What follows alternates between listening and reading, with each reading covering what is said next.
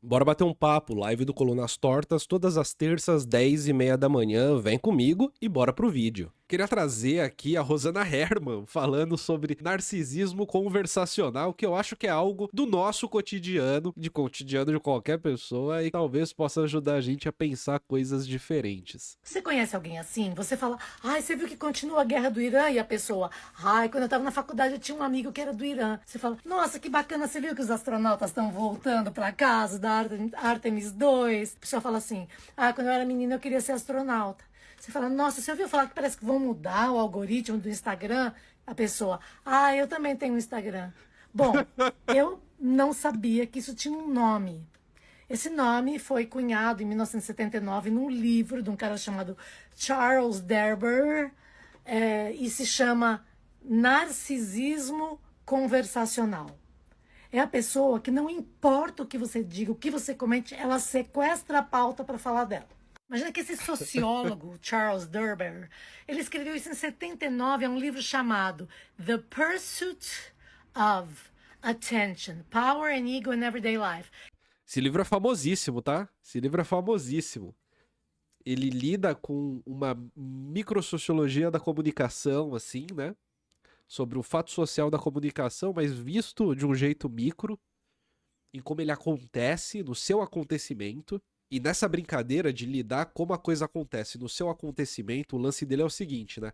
A tendência que existe para, em alguns momentos, em algumas pessoas, uma tendência essa que ela pode ter uma raiz psicológica, mas que o fenômeno não é meramente psicológico, não é meramente psicológico, né? O fenômeno ele tem regularidade, que é de uma interação só ser possível quando o sujeito ele precisa estar no centro da conversa, precisa ser ali o centro da coisa. Então eu chego pra você e digo assim: pô, fiz ontem uma macarronada mó gostosa, né? Você poderia me perguntar: o que que você colocou? Como é que foi? E aí? Comeu com quem? Mas o seu comentário é: ontem eu comi macarrão também. Ontem eu também comi macarrão. Quer dizer, a busca pela atenção, poder e ego na vida diária, no cotidiano. E ele fala que esse narcisismo conversacional é a tendência que a pessoa tem de redirecionar qualquer assunto e conversa. Não é, nem precisa ser agressivo, nem consciente, mas sistematicamente ela faz isso. Você pode falar o que você quiser, ela também tem uma história, ela também foi, ela acha um link entre qualquer coisa. Se você falar, ai meu Deus, você viu que horror, coitada da mulher, ela morreu, foi atropelada por uma Porsche. Você chega assim, pô, conseguiu uma promoção lá no trabalho. Ah, o meu sobrinho, ele também trabalha nessas coisas assim. Ele também, meu sobrinho, né? Uma coisa horrível, a morte da pessoa, e a pessoa vai pegar o Porsche e vai falar assim: ai, eu tinha um tio que uma vez comprou uma Porsche usada. Meu sonho é ter uma Porsche. Ele nem liga, a pessoa nem liga, o cara nem liga porque a mulher morreu. E aí eu fico indignada com gente que faz assim o tempo inteiro para qualquer assunto, mas esse cara, esse sociólogo, porque né, ele é sociólogo, então ele diz que isso às vezes é cultural, existem lugares onde todo mundo faz isso. E ele escreveu em 79, imagina, só ia ter internet nos anos 90. E ele já falava que as pessoas faziam isso para sequestrar, para conseguir atenção, porque ele falava que tudo ia ser. Ele é o cara, esse cara, Charles Durber.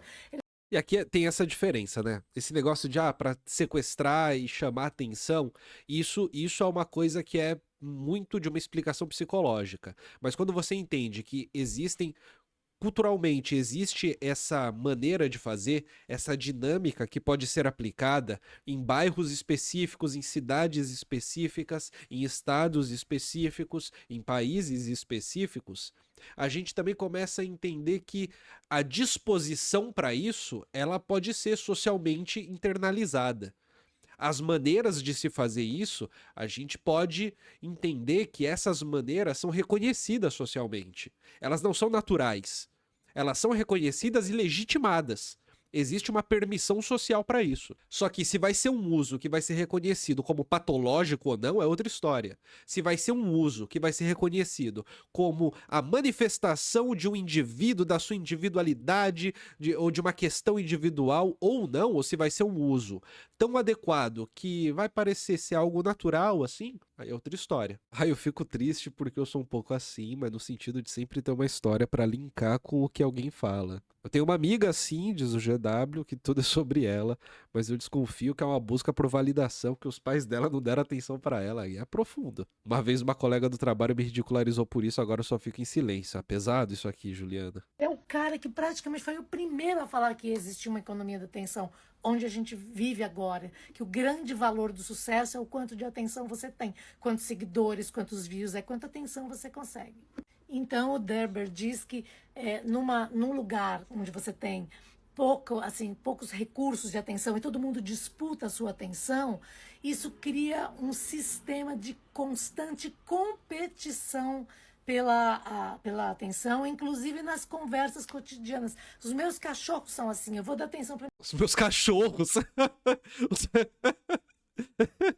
Mas eu diria o seguinte, ó, eu diria o seguinte também. Quando a interação social não é sobre nada além de si próprio, além da novela da vida cotidiana, eu acho que é mais fácil que essa competição se concretize. Porque quando as pessoas têm algo a falar e a fazer que tá para além de si próprias, para além da sua novela da vida, para além disso, essas diferentes atividades, elas vão promover, primeiro, um senso de introspecção que o sujeito vai saber como lidar com os seus momentos, né, sozinho, em atividades solitárias. Lendo um livro, fazendo uma pintura, fazendo comida, fazendo qualquer coisa, qualquer atividade solitária.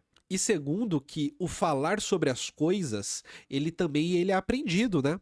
A gente aprende como faz para falar sobre as coisas de um jeito que faça sentido numa troca, numa conversa, pra gente não ser maçante, pra gente não ser chatão, pra gente ter tato social e saber o momento certo, o assunto correto para isso. Então eu tenho a impressão de que quando a nossa vida não se resume a nós próprios, é mais fácil de não ficar nessa competição por atenção. Lembrando que aqui, o que ela tá falando é de uma economia da atenção que ela existe principalmente em interações presenciais, tá? Não é exatamente sobre internet, Instagram, não é exatamente sobre isso. Que aí já vai para um outro assunto, para uma outra dinâmica. minha cachorrinha para Ruby, o Max pula por cima dela para conseguir atenção, mas não é por views, é por ciúme mesmo. Tem várias edições, mas tá aqui The Pursuit of Attention. Essa aqui é uma edição, acho que é mais antiga, foi a primeira que eu vi. Aí tem essa aqui também, mas esse aqui é o livro. Tem na Amazon e tal. Então essa aqui é a busca pela atenção, poder e ego no cotidiano. Então ele diz que a atenção representa para o social o que o dinheiro representa para a economia. Só que ele falou isso em 79. Hoje, na economia da atenção, a atenção é dinheiro, inclusive, né? A pessoa quer mais atenção porque ela ganha mais dinheiro. E então, se você conhece alguém que tem essa estrutura de personalidade, de sequestrar a atenção e que liga qualquer coisa que você fale, qualquer assunto, ela sequestra aquela pauta para referência a qualquer coisa em relação a ela. Então, isso tem nome, isso é narcisismo conversacional. Nos comentários, o rapaz ele diz: mas isso é realmente um problema? Muitas vezes, quando alguém compartilha uma experiência parecida, não é para roubar a atenção, e sim para criar uma conexão e manter a conversa fluindo. Essa irritação com esse comportamento pode dizer mais sobre quem se incomoda do que sobre quem fala. Já fez uma análise, né? Uma análise da personalidade do suposto incomodado. Nem todo mundo tá buscando ser o centro das atenções o tempo todo. Na maioria das vezes dá pra perceber quando é intencional, quando é só uma tentativa de se aproximar. Não, sim, eu acho que o grande ponto não é o que se busca. O grande ponto é o que se faz, né? Não é a intenção, mas é o que é feito. E assim, mas isso é realmente um problema? Não. Tanto que é uma coisa cultural, né? Essa busca, essa dinâmica, essa competição. E se é algo cultural, pode ser uma competição harmônica. O fato de ser uma competição não diz muita coisa. Só que eu acho que tem uma coisa aqui que é muito nossa, né? Que é de ter uma certa condescendência com o outro, desde que a intenção pareça ser boa. Se a intenção é boa, então tá tudo bem você ser um chato, tá tudo bem. Tá tudo ótimo. A sua intenção é boa, você é ingênuo, então tá tudo bem. E aí não é assim que as coisas são, né? Não é assim que as coisas funcionam. E vale dizer também que essa coisa, essa economia da atenção, esse olhar sobre sobre o narcisismo conversacional veio de uma pesquisa sociológica, não veio de uma pessoa incomodada, né? Então também tem esse jogo aí de que se trata de um resultado de uma pesquisa e não de um incômodo subjetivo, né? É importante compreender isso, até pra gente aceitar o fato de que isso é um fenômeno, de que isso não é uma opinião, é um fenômeno de fato. Isso de fato acontece. Se vai ser um problema, se você gosta, não gosta, aí é problema teu, né? Afinal de contas, a sociologia não é uma ética. Ela não te diz o que tem que fazer, o que não tem, o que é certo, o que é errado. Não é uma ética e moral. Isso é uma coisa, outra coisa, outra coisa. Meu coração é bom? Como assim você tá apontando um comportamento ruim? Mas eu fiz uma coisa boa, na minha cabeça eu sou do bem, como é que pode? E a Juliana diz, a gente sempre sabe quem gosta de ser o centro das atenções, né? Pois é. Minha avó, diz o Davi, não pode ver uma pessoa que ela quer falar todas as doenças e sobre como a vida dela é horrível.